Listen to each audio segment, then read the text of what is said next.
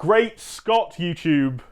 It's Ben Barrett back again with Mr. Richard Scott Jones. Hello. How are you, Rich? I'm good, thanks. How are you? Bit exasperated, it seems. This is fine. Yeah. No, it's fine. Okay, and as usual, that means we're going to be talking about Mass Effect Andromeda. They put us on the couch and pointed a camera at us for this one because Rich is really attractive. That's basically the reason. This time we're going to be talking about the story, which we actually know kind of a surprising amount, I guess. BioWare have they've said some stuff, but they've been very careful to avoid like sort of structural spoilers. So, Okay. yeah. And so, right, let's kick it off right from the start. We're exploring a new galaxy. What's the deal with that? So the Andromeda Initiative is the organization that's behind this expedition to explore Andromeda, and we've heard that a group of very powerful people are the people who are backing the whole trip. On the initiative website, they say that they're doing it to establish a presence on the resource-rich frontier of Andromeda, and to eventually create a reliable route between it and the Milky Way. A lot of people have expressed skepticism, shall we say, about that particular motive. If it's about resources, plenty of people have pointed out that in Mass Effect lore, only 1% of the Milky Way has been explored. So, there's no reason really that you take this massive expedition to go to Andromeda just for resources. And that's because they haven't opened up all the relays, right? Yeah. And the important thing to remember here is that they've set off to Andromeda before the end of Mass Effect 3, in fact, before the start of Mass Effect 3, so all the relays still existed when they were putting the Andromeda Initiative together. Yeah, so on the face of it, it seems like a fairly flimsy reason to go to the galaxy, but we heard on our recent preview day that actually there is an ulterior motive. The people who were behind the initiative, they observed that there were a lot of threats around the Milky Way, so they conceived the initiative as like a plan B. We know the initiative was founded in 2176, which is the same year as humanity's escalating conflict with the Batarians culminates with the Skillian Blitz. So that might have been what catalyzed the initiative. It might have been something else, we don't know.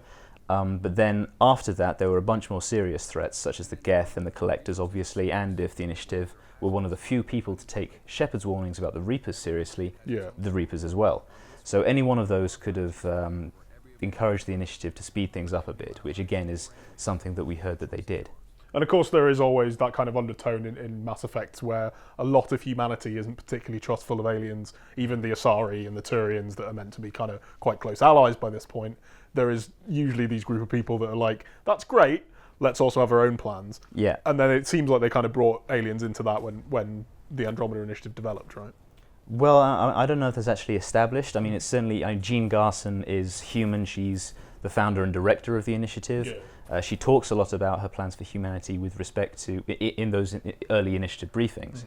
So, I mean, it seems like there's a human angle, but as far as we know, it was conceived as a multi-species project from the beginning. So we can't say for certain that it was human-focused at the start. Okay, so that's how we're getting there, to a new galaxy. What's actually going to happen once we're there? Well, obviously this is the meat of the game, the important question, and like we say, BioWare have let us know quite a lot about what we'll be doing there without really spoiling too much of the story. We know there are a few things we know nonetheless. We know that not everyone arrives in Andromeda at the same time, and we know that from trailers that Sloane Kelly, for instance, the former head of security at the Nexus, she has set herself up as a kind of gang boss on the planet Kadara. And when I explored Kadara in the hands-on preview, I saw plenty of Milky Way species who were already eking out a life on the planet, Turians, Solarians spread out all over the place, without a clear relationship to the initiative. So this all suggests that the Andromeda Initiative has fragmented, and that at least some time has passed since it first arrived. So whether that's months or years, and humanity is months or years late to the party, as it were, we're not sure. But it does seem like some time has passed. And then there are the natives, of course, the Angara, who are aliens local to the Helios cluster. We know that one of them, of course, Jarl, can join your squad. He won't be the only one. We know, well, he will be the only Angara, but he won't be the only squad mate that you can recruit. You'll also be able to recruit a Krogan, a Turian, and an Asari, all of whom have their own stories for you to uncover. And we know that loyalty missions will make a return, so that's some more stuff that you'll be able to explore when you get there. We saw one of those recently. There was an IGN First, which was PB's loyalty mission. It was only 14 minutes, so obviously it wasn't the whole thing. But are those looking like they're structured fairly similarly?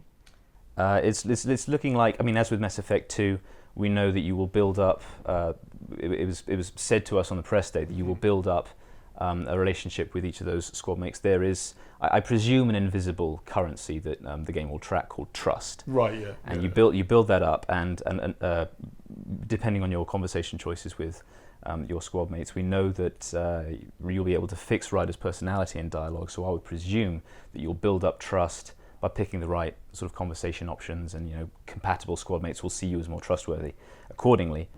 And a loyalty mission will unlock when you reach enough trust. It was also said to us that you won't be able to, or it'll be very, very unlikely that you'll be able to unlock everyone's loyalty mission in a single playthrough, because obviously trust conflicts. So that's another thing to uncover, that's another thing to explore. Much less friendly when you get to the Andromeda, of course, are the Kett. And these are the bad guys, pretty much, the big halo, right? The guy with the halo on his head. The Kett Archon, the guy with the big halo on his head, it seems to be their leader. They look like the main antagonists. I spoke to a BioWare producer who confirmed that they actually originate from outside the cluster. Right. So they themselves are a travelling species, they themselves are invaders of a kind. Sure, but so were they from Andromeda? I guess we don't know, but probably they're from a different bit of Andromeda. Yeah, that's what he said. The heart of their empire, is what he said, is outside of the Helios cluster, but is still in Andromeda. And then, of course, there's the pioneering work of the initiative itself, which is to settle new planets. And we know that there will be quests pertaining to this, and some of them will be on the game's critical path. Yeah. So you'll have to advance the story by settling planets. So those are all, the various story-related activities that you'll get to do there, but how exactly they'll tie into the plot and drive it forward, we're not quite sure. So, are we saying that we don't know what the overarching story really is? Essentially, yes. I mean, this is the part that BioWare have been really trying hard not to spoil. So we're guessing a little bit here, but we do know a few things. BioWare have said there's nothing like the Reapers, which were the overarching threat in the first 3 games and obviously provided the structure of the first trilogy. It seems like if there's going to be a driving force behind the plot at all, it might be the Remnant. And they are an ancient alien race that have left behind a lot of technology in Andromeda.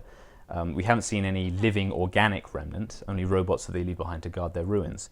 And we know that we can explore some of these ruins. We've seen that in the PlayStation Pro tech demo that came out a little while ago. Yeah. We've seen it in footage again of PB's loyalty mission, and I got to solve a remnant puzzle in my hands-on. So, you also end up using some of their tech, their weaponry, right? Yes, that's true. So it seems like they're a little less kind of ancient and mysterious than the Protheans were in the first games, because up until Mass Effect 3, you didn't really directly use any Prothean tech except for very plot-centric bits. You didn't have a Prothean gun. Yeah. You weren't flying around in a Prothean ship. Yeah. You were using the mass relays, which obviously ended up being Reapers and so on and so forth. But it seems like the Remnant are more probably closer in time to where Andromeda's actually taking place versus the Protheans being 50,000 years ago, and also being deliberately wiped out as it turned out in the plot. Yeah, perhaps. I mean, we don't know when the Remnant sort of disappeared, or even if they did, perhaps they are the robots themselves. But the fact that there is so much of their tech left around, and so much of it is still functioning and moving around, it suggests, or it's a reasonable assumption to think they might have been disappeared a little bit more recently. Yeah. But of the Remnant, it's said that the only clue that we really have to the role that the Remnant will play in the story is an old marketing survey which got linked to Reddit a little while ago. I remember some of this. Yeah, over a year ago now, in fact. And we're only taking that seriously because it did actually leak a lot of stuff which turned out to be pretty accurate. Right. And it said of the Remnant that the source of their tech will determine the fate of humanity. Right. So that's what leads me to think that this is maybe the thing that's going to drive the whole story. Mm-hmm. When I played, I saw some Kett in a Remnant ruin on the first mission in the game. Saw some Kett corpses, some Kett technology, so it's fairly clear that the Kett are interested as well. Maybe it's actually the thing that drove them into the Helios cluster in the first place, or that drew them to Helios cluster in the first place. So I can really see this contest between you and the Kett to unravel the mysteries of the Remnant sort of come to the fore in the latter stage of the game's story. Yeah. If the beginning is all about finding out what happened to the initiative and surviving and colonizing planets, and the middle is all about fighting the Kett, then the end could be about beating the Kett to the Remnant. I don't know. It's a bit of a guess, but it's plausible. It seems fairly reasonable. Like, you get there and you're dealing with all these kind of side issues, and a lot of the side plots and side missions maybe revolve around people like Sloane Kelly, other bits of the initiative that have gone wrong, boarding initiative ships that are stranded in space, that sort of thing. Mm-hmm. And then in the middle of the game, you're actually fighting the Kett, like you say. You've kind of come across this alien race that are very antagonistic to you, and that's the main thrust of the plot. And then through that, you discover why they're there, and then for some reason, we also want to go after that. Yeah. Because we like shiny things, basically. So, there's also some fairly crazy fan theories. Yeah. One of them pertains particularly to Cerberus. Why don't you run us through that? Yeah. I'm not sure how likely this is, I have to say, because BioWare have dumped on it a little bit just lately. But until they did, I did think it was quite plausible, actually, and it is pretty fun. So we'll go over it quickly. Basically, the theory is that Cerberus might be one of the groups backing the Andromeda Initiative, and they might even have penetrated it in some way. Right. The evidence for this mainly focuses on the riders. So Alec Ryder, your player character's dad, he designed Sam, your team's AI. And in a Pathfinder team briefing, he was said to have developed an interest in artificial intelligence as a means of human advancement, which sounds very similar to Cerberus's agenda, as we know. Yeah. We also know that Cerberus were interested in AI because they developed Edie. And I think it's also worth remembering that Alec fought the Turians in the First Contact War, as you mentioned earlier. And the original games talked a lot about the impact that the First Contact War had on human attitudes to aliens. Yeah. So I can see it as very plausible that Alec maybe became one of the first xenophobes, perhaps. And then there's Dr. Ellen Ryder, who everyone is assuming is Alec's wife, probably. Right, and probably therefore your mother. And therefore your mother, exactly. And in the team briefing, it was said that she developed the implants that the Pathfinder team will use to sort of interface with Sam. And again, we know that Cerberus were interested in implant technology because they used Reaper Tech to develop their own implants and stuck them in their soldiers. That's explored in a couple of the novels, and you see it briefly in Mass Effect 3. Yeah. And then finally, there's Cora Harper, who shares a surname with Cerberus's boss, the Elusive Man. Or at least one of the pseudonyms he gave as part of some of the additional content. Right? You're right to point that out. It could have been an alias. Yeah. But regardless, in Mass Effect Evolution, one of the comics, it's revealed that his name is Jack Harper. And even better, that comic chronicles his work with the human resistance on Turian-occupied Shanxi, which we know is where Alec Ryder was fighting during the First Contact War. So they could well have met. Yeah, it connects together quite nicely. It does. Particularly stuff like the Harper thing seems like it's very deliberate for something for them to go, nah, just a red herring. But if they are trying to stop people from working something out that maybe they could, it is a very obvious thing to draw people to that we would get distracted by and talk about. And it's fairly interesting. The thing about it is that even if it maybe doesn't go that deep, I can't imagine a project like this being set up within the lore of the Mass Effect universe that doesn't involve Cerberus, because they were so kind of central to the human plot, particularly by the kind of end of Mass Effect 2. They were so powerful at that point. They were so, they weren't even really a terrorist organization anymore. They were very much ingrained in that whole process. It was definitely made very clear that they had their hands on a whole lot of pies. Yeah, they had it everywhere, and they could influence anything. So maybe what it'll be is it won't be a huge plot point, but it will just be like, yes, Cerberus were involved here. Yeah, I mean, it could be like as we just sort of looked at. There are a lot of different ways that the plot could go. So throwing in this Cerberus connection, maybe it's almost too much for one game to sustain. So maybe they won't make a big fuss about it, but maybe it is referenced. I don't know. To be honest, if it happened, I don't see how it wouldn't be a big deal. Yeah, that's true. Yeah, it'd be a weird thing to just kind of have in there as well. Yeah. So you mentioned that the BioWare kind of dumped on this one. What is it that happened with that? Yeah. So as this theory started to gain traction, a fan tweeted it to naturally just after we started writing about it. Right? Yeah, naturally.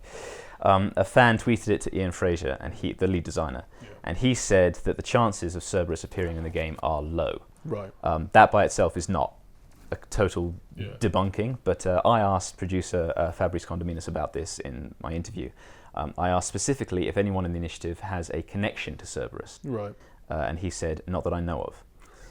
So it's this either so he doesn't. So they could be playing with us, basically, is what you're saying. Maybe, right, but that one does sound fairly final to me. I phrased the question. I tried to phrase the question so that there wasn't much wiggle room. We do try. Okay, like we're trying to get this information for you. Yeah, but it's not always forthcoming. Anyway, that's all he had to say on the matter. Obviously, he was like, as we mentioned, BioWare are pretty keen to avoid major story spoilers. So yeah, okay. Well, that's pretty much everything we know. Obviously, there's loads of little tidbits that you can pull out, and a lot of that is in the article that's attached to this video. Do have a read of that if you like it. We'll find out more about all this as we go into release. Obviously, the first novel will then come out as well, Nexus Uprising, and we will almost certainly join you again and keep our story guide updated with loads more information on all of that. Absolutely. If Rich has done, kind of jumping up and down in excitement when it turns out all of his theories are correct.